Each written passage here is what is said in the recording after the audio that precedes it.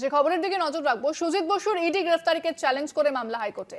কি কারণে গ্রেফতার, 3 বছর ধরে তদন্ত চলছে। কলকাতা হাইকোর্টের দাবি, সুজিত বসুর তার গ্রেফতারিকে চ্যালেঞ্জ করে মামলা হাইকোর্টে। বিস্তারিত কথা বলবো, ফোনে রয়েছেন প্রতিনিধি পীযূষ কান্তিনাথ। পীযূষ, ঠিক কি জানা যাচ্ছে বিষয়ে? দেখো, সুজিত বসুর আইনজীবী মনু সিংভি আজকে আদালতে দাবি করেন যে সুজিত বসু ভাইস চেয়ারম্যান ছিলেন, 65 দিন ধরে তিনি হেফাজতে রয়েছেন।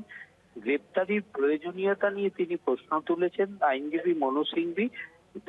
তার দাবি, 21 এপ্রিল 2023 সালে হাইকোর্টের নির্দেশে তদন্ত শুরু হয় পুরো নিয়োগ দুর্নীতি মামলায়।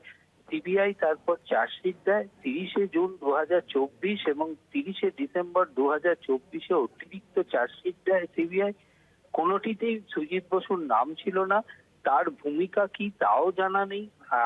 কখনো তাকে জিজ্ঞাসাবাদের জন্য ডাকাও হয়নি। আদালতের নির্দেশকে অমান্য করে অসহযোগিতার অভিযোগও নেই তার বিরুদ্ধে। 11 মে 2023 ইসিআইআর দায়ের করে এনফোর্সমেন্ট ডাইরেক্টরেট। 3 বছর এর একবারও ডাকা হয়নি। অরবিন্দ কেজরিওয়ালের বিভিন্ন নির্দেশ তুলে ধরে তার আইনজীবী দাবি করেন সিবিআই ও ইডি সমান্তরাল তদন্ত চলাকালীন একবারও তাকে ডাকা হয়নি। 29 জন বেআইনি নিয়োগের অভিযোগ উঠেছে। 4 জনের নাম উল্লেখ করে 150 জন বেআইনি নিয়োগে সুজিত বসু সরাসরি যোগ রয়েছে বলে ইডি জানায়। গ্রাউন্ড অফ অ্যারেস্ট কি তাও জানা যাচ্ছে না।